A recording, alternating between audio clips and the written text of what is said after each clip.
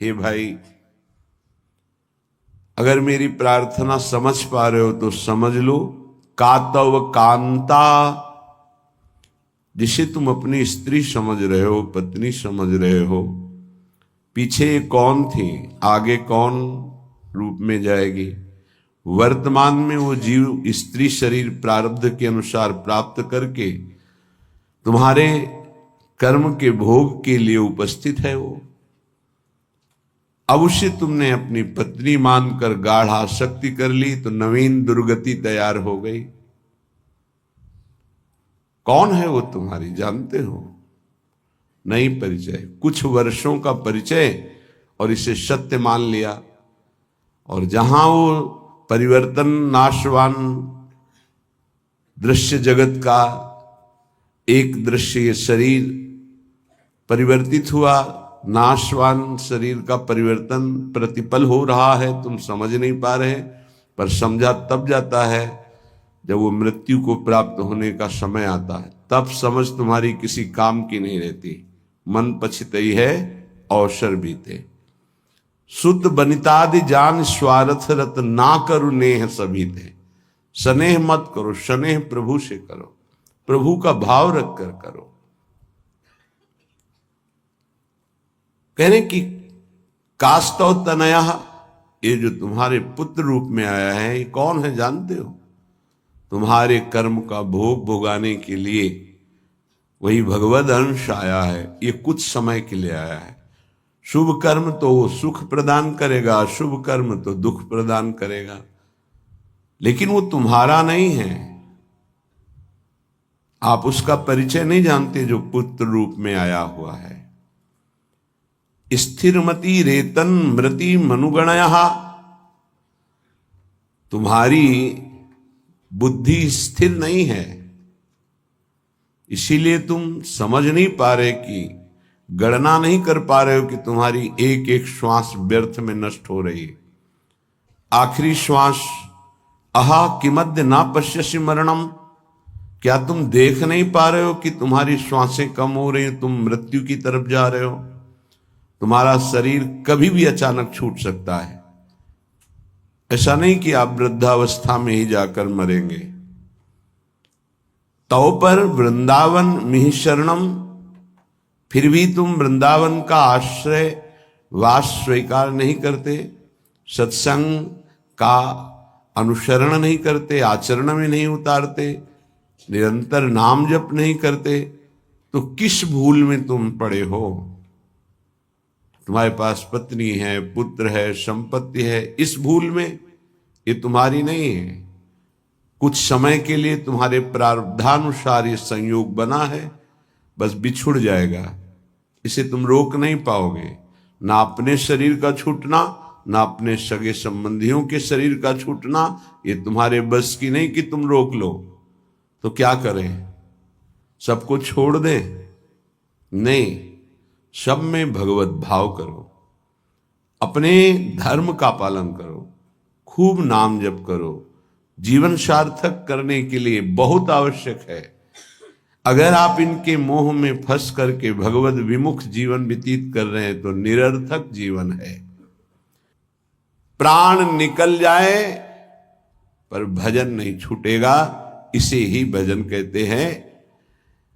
और ऐसा भजन बहुत लोग नहीं करते, कोई कोई करता है। पूज्य बाबा कह, सब कर सकते हैं, सामर्थ्य सब में है ऐसा भजन करने की, पर वो लगन नहीं है, वो अगन नहीं जगी भगवत साक्षात्कार करने की। इसलिए जहां विपत्ति आई उसमें डूब गए, संपत्ति आई उसमें डूब गए, भोग आए उसमें डूब गए, प्रभु का विस्मरण हो गया। इसका यही कारण है। भजन का तात्पर्य है भजन में गोता लगाना, डूबना। बस चल रहा है मंत्र नाम, उसी के श्रवण में डूबा हुआ उपासक। डूब करके भजन किया जाए तो 6 महीने में भगवत साक्षात्कार कर लिया ध्रुव जी ने। डूब करके गोता लगाया, 6 महीने भजन में भगवान का साक्षात्कार कर लिया। और अगर तन्मयता नहीं है भजन में, तो बहुत लंबा समय निकल जाता है। देखो, इस मन को देखा, अगर इसको भजन का सुख आप नहीं दोगे तो ये रुपए की गणना का सुख करने लगेगा। कई बार हमने कहा बचपन से इसी बात की पढ़ाई है, मन की वृत्ति की। आप देख लेना, अनुभव करना, अगर आपको प्रियाजू के भजन में गुरु की आज्ञा के अनुसार तन्मयता नहीं आ रही है तो आप का अर्थ के प्रति भाव आ जाएगा। अनंत ब्रह्मांडों में कितना ऐश्वर्य है और वो मायाकृत एक पलक झपकते श्री भगवान ने रचा है। ऐसे श्री भगवान को अधीन करने वाली प्रियाजू का आश्रय हृदय में रहे तो और फिर क्या। पर उस भजन न होने के कारण हमारी स्थिति अपने आश्रय तत्व पर नहीं होती। आश्रय हुआ ही नहीं, होने का अवसर मिला लेकिन हमने फिर भी वही लौट कर आश्रय कर लिया, पलट गए, फिर वही आश्रय कर लिया। सन्मुक्ता से जो एकदम परिवर्तन होता है, एकदम विमुक्ता के लिए माया अपना जाल रचती है। स्पष्ट देख, तू इससे एक बहुत बढ़िया महल बना सकता है, तू बहुत बढ़िया कार ले सकता है, तू हर सुख सुविधा ले सकता है। राजी हो गया। देखना सब व्यवस्था बढ़िया बन रही। नहीं नहीं, हम व्यवस्था बढ़िया नहीं बनाने आए, हम व्यवस्था को श्री जी के आश्रय से चाहते हैं, अपनी मन बुद्धि के आश्रय से। लाडली जो के महलों में रखो चाहे झोपड़ी में बात, उसका केवल आश्रय अंतर से प्रभु का होता है। गृहस्थ और विरक्त की चेष्टाएं अलग होती हैं, निवृत्ति परक चेष्टा और प्रवृत्ति परक चेष्टा, बस ये ध्यान रखना है। निवृत्ति परक चेष्टा से कोई भी ऐसी सिद्धि नहीं जो आ न जाए।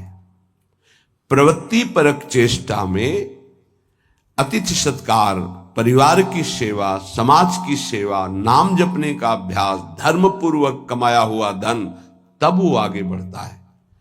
निवृत्ति परक चेष्टा एकमात्र भगवदाश्रय, उसी से सब हो जाता है। तभी लोगों को लगता है कि संत लोग बड़े धनी हो जाते हैं, उनको लगता है बड़ी चतुराई करते हैं। हमें लगता है कि क्या ये चतुराई आप में नहीं जागृत हो सकती है? क्या चतुराई? आप बल यहां पकड़े हो, बहुत चतुर है संत जन, ठग लेते हैं। किसको? ठगनी माया को भी। माया ठगनी विश्व को ठग रही हो, उसको भी ठग लेते हैं। वो बड़े चतुर हैं। रामई भजई ते चतुर नर, क्योंकि उस सच्चिदानंद का नाम एकत्रित किए हैं। एक नाम के ब्याज में पूरा त्रिभुवन नहीं है, उसकी बराबरी हम नहीं कह रहे नाम की ब्याज में। एक नाम त्रैलोक ही तारे, जो न ले सो जन्म ही हारे। अभी अपने लोग महिमा नहीं जानते नाम की, सच्ची मानिए। किसी ने कहा कि समस्त संसार को तो हम दुखई में देख रहे हैं, अगर विश्व में कोई सुखी है, वो उपहास के प्रति शब्द थे, अगर विश्व में कोई सुखी है देखा जाता है तो संत जन देखे जाते हैं। उनका तात्पर्य अध्यात्म से नहीं था, उनका तात्पर्य भोगों से, विषय सामग्री से, वैभव से था। अगर तुम्हें ऐसा पता है तो तुम वैसा करके देखो, बहादुर हो। तुम्हारे में चतुराई की कोई कमी है क्या? बड़े चतुर हो। तय बालक नहीं भर्यो शयानप, तू बालक नहीं भर्यो शयानप, काहे कृष्ण भजत नहीं नीके। अरे तू बालक नहीं, बड़ा चतुर है, पर तू ठीक से भजन नहीं किया ना, इसीलिए ऐसा है। क्या चाहिए? त्रिभुवन का सर्वश्रेष्ठ पद 5 वर्ष का बालक प्राप्त कर लिया ध्रुव जी, क्या चाहिए? अखिल लोक चूड़ामणि भगवान के पास क्या कमी है? पर आपको उतना भजन करना पड़ेगा, आपको वैसे समर्पित होना। उस 5 वर्ष के बालक ने मां का प्यार, पिता का प्यार, राज्य सुख, शरीर सुख, सब भयों को त्याग करके इसी मथुरापुरी में आकर भजन किया। इसे मधुपुरी कहते हैं शास्त्र भाषा में। यहीं आकर के भजन किया और यहीं स्वयं सच्चिदानंद भगवान आकर दर्शन दिए और उनकी कामना पूर्ण की, उच्च पद की। गोता लगाना अर्थात उसमें डूबना, अर्थात उसका ऐसा दृढ़ चिंतन कि गुंजायमान केवल मंत्र और नाम हो रहा है। तुमसे सच्ची कहते हैं, ये जीव बड़ा पागल हो गया है माया में, सत्य वस्तु को समझ ही नहीं रहा। पूज्य बाबा कह रहे, उसको यही पता नहीं कि मैं यहां कमाने के आया हूं मृत्यु लोक में। पागलों की तरह घूम रहा है, कभी ये बटोर रहा है, कभी वो बटोर रहा है। उसका लक्ष्य ही नहीं पता चल रहा कि तू आया क्या लेने यहां है, क्या कमाई करने आया है। उसको समझ में नहीं आ रहा। कई बार कहा, ऐसा कमाई और ऐसे देश में कौन रहना पसंद करेगा। किसी भी देश में अगर ऐसी पद्धति हो कि आप यहां आइए, आपको घर, मकान, भोग सामग्री सब मिलेगी, बहुत ध्यान से सुनिए, पर जब आप हमारे देश से जाएंगे तो आपका कपड़ा तक उतरा लिया जाएगा। सब सुविधाएं मिलेगी, जब जाओगे तो कपड़ा तक उतरा लिया जाएगा। अब आप ऐसे देश में रहना पसंद करेंगे? ऐसे देश की कमाई पसंद करेंगे? कोई भी बुद्धिमान नहीं पसंद करेगा। और आप ऐसे ही देश में हैं जिसका नाम मृत्यु लोक है। कपड़ा तो कपड़ा रहा, आपका शरीर भी छीन लिया जाएगा। यहां की, इस देश की कोई भी वस्तु लेकर आप नहीं जा सकते। अब आप विचार कीजिए, आप कितने बड़े बुद्धिमान हैं और क्या कमा रहे हैं। खास बात है, जब आप अपने देश को यहां से जाएंगे, अपना देश है भगवत देश, और आपके पास जाने का किराया भी नहीं रखा जाएगा, आपकी पोशाक उतार ली जाएगी, तो आपका यहां शरीर भी छीन लिया जाता है, शरीर संबंधी छीन लिए जाते हैं, बैंक बैलेंस छीन लिया जाता है, प्रॉपर्टी छीन ली जाती है। अब आपके पास रहा क्या? पूरे जीवन में जो पाप और पुण्य कर्म किए। पुण्य तो कोई बिरला ही कर पाता है, नहीं पाप ही होते हैं। अगर पुण्य हुआ तो उसे बचा नहीं पाता है, वो चार लोगों से कहकर खाली हो जाता है, पुण्य नष्ट हो जाता है। पुण्य, अगर हमने कुछ पुण्य किया और कह दिया अपनी वाणी से, चार लोगों के बीच में अपनी प्रशंसा कर ली, तो तप, पुण्य, साधना ये सब क्षीण होने लगती है। हम वृंदावन गए थे, 100 साधुओं का भोजन कराया, और फिर ऐसा ऐसा ऐसा, और संत जन कह रहे थे कि ऐसा भोजन तो आज तक हमने नहीं पाया भगत जी, आपने जैसा पवाया। ओ, जो कुछ सुकृत बना था मानो करवाया होगा। ऐसी सेवा भगवत कृपा से अवसर मिलता है, पर वो बार बार कहकर अपने सारे सुकृत नष्ट कर देता। इस देश से बचकर निकल पाना और कुछ कमा के ले जाना, ये केवल भगवत कृपा पात्र से ही हो सकता है। बहुत छल भरा ये देश है मृत्यु लोक। जीव पागलों की तरह पूरा जीवन व्यतीत कर रहा है। मुझे यहां किस लिए भेजा गया, क्या लेके जाऊंगा, ये सोच ही नहीं पा रहा है। गोस्वामी जी ने कहा है कि ये जो मन है, ये श्वान की तरह हर जगह पादुका का प्रहार पाता है, पर फिर उसी दरवाजे पे खड़ा हो जाता है। अर्थात निकृष्ट भोगों को भोग कर असंतुष्ट, ग्लानि, दुख, परिणाम में चिंता, भय, शोक, पर फिर वही उन्हीं भोगों को भोगना चाहता है। पागल की तरह भटक रहा है। ये महापुरुष जन जानते हो, दुखी होकर ऐसा बोलते हैं। जो वस्तु तुम्हारे साथ नहीं जानी है, उसके चिंतन में तुम समय बर्बाद कर रहे हो। चिंतन करो प्रभु का, कार्य करो संसार का, तो जीवन यापन के लिए शरीर चेष्टा और वस्तु ले जाने के लिए नाम धन, कितना बढ़िया उपाय है। राधा राधा राधा। विषय अनेक हैं और अनंत हैं, कितना भोगोगे। भोगते भोगते मर गए, फिर जन्म हुआ, फिर भोगते भोगते मर जाएंगे, कुछ हाथ नहीं लगेगा। बड़ा विचित्र खेल है, बड़ा विचित्र खेल। भगवान की असीम कृपा है, जिनको भोगों से विरक्ति मिल गई है या जबरदस्ती बचे हुए, बिनु अवसर भयते राजोई। चतुर्थ ब्रह्मचारी का लक्षण है ये।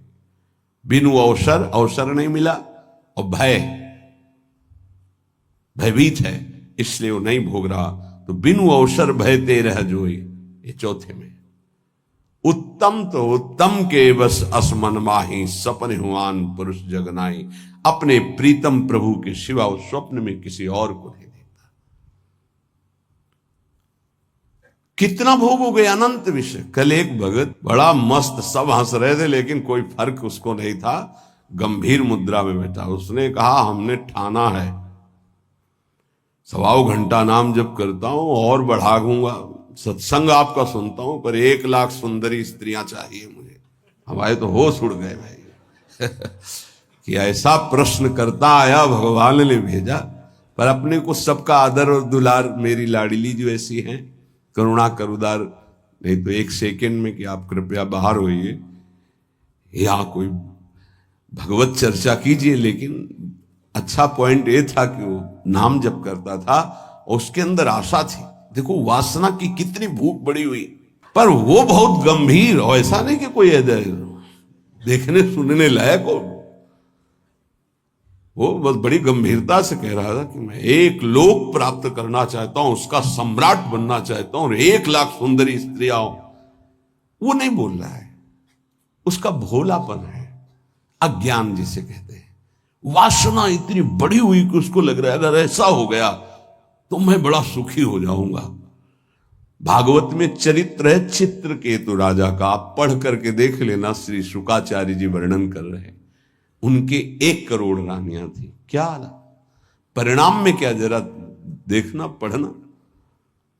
निराश, हताश, उदास होकर ऋषियों के पैर पकड़कर तब वो अनंत भगवान की उपासना मिली और वो भगवान का साक्षात्कार किया, अनंत शेष भगवान संकर्षण का।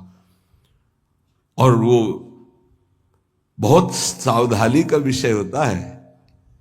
ऋषियों की कृपा हुई, पद मिला, भगवान संकर्षण ने उन विमान पे बैठ के भगवान शंकर के पास गए। विमान पे, जहां सनकादि जो है अपने श्री चरणों से नंगे पैर चल कर जाते हैं और प्रणाम करके नीचे बैठ करके सत्संग करते हैं महादेव जी से, वो सब बैठे हुए थे और ये सीधे विमान से ही गए। विमान में बैठे बैठे आकाशचारी विमान।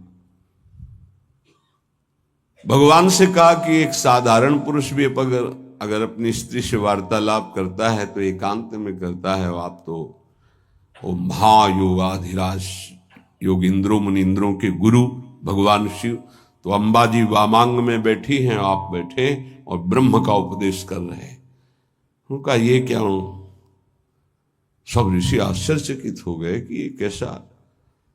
तो अंबा जी ने कहा अच्छा तुम्हें वरदान मिल गया है, विमान मिल गया है, तो तुम जगत गुरु भगवान शिव को उपदेश करने आए हो, मतलब आसुरी प्रवृत्ति तुम्हारी बढ़ रही है, तो इसका शासन करने के लिए तुम्हें दंड विधान चाहिए।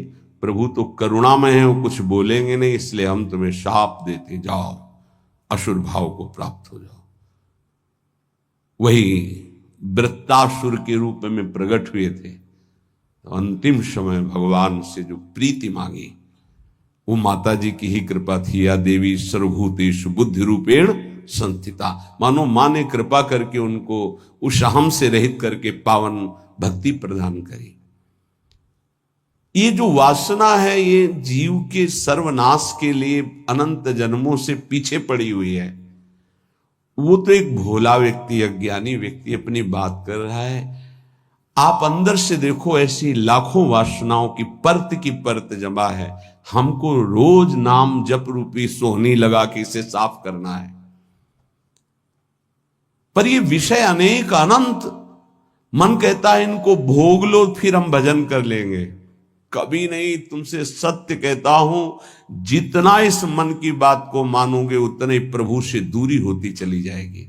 और ये सिखाता है कि जलन हो रही, अगर भोग लेते हैं तो शांति हो जाए, फिर बढ़िया भजन कर लो। इसकी शिक्षा यही होती है, क्योंकि जानता है भजन के लोभ से ही हमारा साथ दे देंगे। साधक जहां उसको उसकी इंद्री का भोग दिया मन को, बस फिर वो उसको ऐसा फंसा के पटकता है कि भजन कब कहां कैसे हो रहा था सब गायब हो जाता है। और वही भोग चिंतन, वही विषय चिंतन, वस्तु चिंतन, शरीर चिंतन। बहुत सावधान। गौरांगी प्रियाजू के आश्रय के बिना तुम प्रियाजू को नहीं जान सकते, प्रेम को नहीं जान सकते, वृंदावन को नहीं जान सकते, इस महासमुद्र प्रेममयी लीलाओं को नहीं जान सकते, चाहे शास्त्र पढ़ लो, चाहे ब्रह्म ऋषियों का संग कर लो, या चाहे जितनी बड़ी साधना कर लो, उद्धव से ज्यादा कोई ज्ञानी नहीं होगा। वो कह रहे कि वासुदेव ने इशारे से उद्धव को बता दिया कि परम पावन वृंदावन की भूमि में प्रेमियों के संग में ही प्रेम प्रकाशित होता है, विशुद्ध प्रेम। ऐसे गौर आश्रय का दृढ़ अवलंबन लेकर हम वो प्राप्त कर सकते हैं जो किसी साधन सूत्रों से नहीं प्राप्त हो सकता। ये सौभाग्य अपने लोगों को स्वाभाविक प्रियाजू की कृपा से मिल गया कि वो हमारी इष्ट हैं, राधई वेष्टम, वही हमारे इस सत मार्ग के प्रकाश करने वाली हैं। राधा वल्लभीय, वल्लभीय हमारे यहां वल्लभ है राधा, प्रीतम है राधा, प्राणनाथ है राधा। और मार्ग को ही संप्रदाय कहते हैं, सुदृढ़ मार्ग, जैसे सरकार के द्वारा बना हुआ राजमार्ग, जिसे पहले जीटी रोड कहते थे, अब क्या कहते हैं पता नहीं, जो बहुत है, हाँ हाईवे, जो हम तो गांव की भाषा में उसे जीटी रोड कहते थे। ये वो सुदृढ़ संप्रदाय का मतलब होता है सुदृढ़ मार्ग। बोले कहां जा रहा है? बोले सीधे निकुंज जा रहा है, कहीं मोड़ नहीं है इसमें। राधा वल्लभीय, वल्लभ है जहां की राधा, मेरे प्राणनाथ श्री राधा, श्री श्यामा प्यारी जो। इस मार्ग की प्रकाशक स्थापना करने वाली श्री स्वामिनी जी, राधईवेष्टम संप्रदायिक कर्ता आचार्यों, अपने मार्ग का स्वयं उपदेश करने के लिए वही हित सजनी है, दूसरा कोई नहीं। हित सजनी, वही हित प्रेम सखी के रूप में, वही हित प्रेम आचार्य के रूप में, वही हित प्रेम गुरुदेव के रूप में। मंत्रदहा, मंत्र का दान करने वाली श्री किशोरी जू ही है।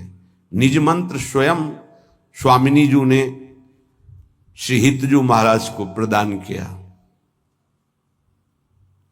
मंत्रदह, मंत्रदाता, सदगुरुश्च, परम सदगुरु श्री लालजू महाराज हैं। कृष्णे वंदम जगत गुरु, ऐसे कृष्ण की वंदना करता हूं जो जगत गुरु स्वरूप में विराजमान है। चाहे वेदांत हो, चाहे योग हो, चाहे भक्ति हो, चाहे कर्म योग हो, सबके गुरुदेव श्री कृष्णचंद्र जो हैं। किसी भी संप्रदाय का, किसी भी मार्ग का, किसी भी भाषा का हो, गीता जी का आश्रय लेता ही है। गीता जी श्री जगत गुरु भगवान श्री कृष्ण के श्रीमुख से स्वयं प्रकट हुई है। जैसे वेद श्वासों से, ऐसे वाणी से गीता जी, श्री जगत गुरु भगवान की वाणी है गीता जी। कोई ऐसा नहीं है विश्व में जो गीता जी को न मानता हो। गीता जी की व्याख्या उर्दू में, अंग्रेजी में, हिंदी में, संस्कृत में और बहुत बड़े बड़े महापुरुषों ने की, हर संप्रदाय के महापुरुषों ने की।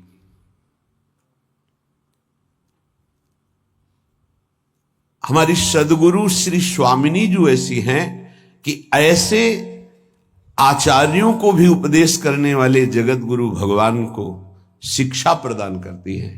नवनिवृत्त निकुंज में प्रेम की, विविध की प्रेम विलासों की, वो बाहर के नहीं जान सकते।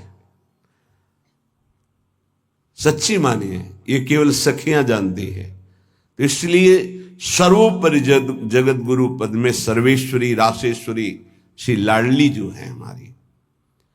राधईविष्टम संप्रदायिक कर्ता आचार्यो मंत्रदः सदगुरुश्च मंत्रो राधा। मंत्र भी स्वयं श्री किशोरी जो है, जो मंत्र है वो स्वयं किशोरी जो है। सच्ची मानिए, ये जो आपको नाम मिला, जो शरणागत मंत्र, जो निज मंत्र, ये स्वयं किशोरी जो है। जिह्वा पे विराजमान मेरी लाडली ही नाम मंत्र के रूप में है, ऐसे प्यार से भजो। तो गौराश्रय, बिना गौराश्रय के आप ना वृंदावन को जान सकते हैं, ना वृंदावन के महाप्रेम समुद्र रस को जान सकते हैं, ना वृंदावन की दिव्य लीलाओं में प्रवेश पा सकते हैं। चाहे आप शास्त्रज्ञ हों, चाहे जितने बड़े विद्वान ज्ञानी हों, बिना उद्धव जी से बढ़कर कौन ज्ञानी होगा? उन्होंने वृंदावन की रज को माथे पे चढ़ाया, गोपी जनों की चरण धूलि को, तब जाके उनको श्री कृष्ण प्रेम का परिचय मिला। फिर श्री कृष्ण के प्रेम में जितने भी मत वाले हुए हैं वो सब किशोरी जी के चरणों से प्रेम की भिक्षा मांगी है। किशोरी जी के नख चंद्रमणि का प्रकाश जिन गोपियों को प्रेम की ध्वजा बना दिया, वो हमारी श्री लाडली जो है। श्रीपाद कह रहे इनके आश्रय के बिना निगूढ़ तत्व इस महाप्रेम समुद्र को आप नहीं जान सकते। जहां प्रेम का प्रादुर्भाव हुआ तो ज्ञान, वैराग्य सब अपने आप जागृत हो जाता है। जैसे राजा पधारता है तो फिर उसके मंत्री, सामंत, सेना के पति वो सब वहां आ जाते हैं। ऐसे ही प्रेम राजा हृदय रूपी सिंहासन पर बैठा कि ज्ञान रूपी उसका मंत्री, वैराग्य रूपी उसका सेनापति, क्योंकि प्रेम की रक्षा वैराग्य से होती है। और प्रेम से जो ज्ञान प्रकट होता है, उसी ज्ञान से भगवत तत्व का वास्तविक बोध होता है। आत्मरति जिसे कहते हैं, रति माने प्रेम। आत्म तत्व का बोध उसी को होता है जिसे आत्मरति प्राप्त हो जाती है। चाहे ज्ञान हो, वैराग्य हो या भक्ति दिव्य हो, वो सब प्रेम के पधारने पर होता है, जब हृदय में प्रेम जागृत हो जाता है। पूज्य स्वामी अखंडानंद जी महाराज ने पूज्य बाबा उड़िया बाबा जी से प्रश्न किया कि बहुत लोग भजन करते हैं पर लाभ दिखाई नहीं देता, जो लाभ होना चाहिए। तो बाबा कहते हैं कि पहली बात, भजन में निष्ठा होनी चाहिए कि चाहे मर जाऊं, इतना कष्ट आवे, पर भजन नहीं छोड़ूंगा, ऐसी निष्ठा नहीं है। किसी बिरले में होती है। नहीं, जहां सामने इंद्रियों के भोग आते हैं भगवान छूट जाते हैं। हम मानते हैं भजन का प्रयास करते हैं, लेकिन जहां सामने भोग आया कि प्रभु भूल गए। आप देख लीजिए, चाहे वो भोजन हो, रसेंद्री का भोग हो या किसी भी इंद्री का भोग हो, उस समय प्रभु को भूल गए और उस भोगानंद को स्वीकार कर लिया, तो ऐसे पूरा जन्म व्यतीत होने लगेगा, पर आपको भगवत साक्षात्कार नहीं होगा। जो लाभ मिलना वो बहुत दूरी हो जाएगा। जहां कोई दुख आया, विपत्ति आई, भूल गए प्रभु को। सुख आया, संपत्ति आई, भूल गए प्रभु को। मर चाहे जाए हम, किंतु प्यारे का भजन नहीं छोड़ सकते। इसी का नाम भजन है।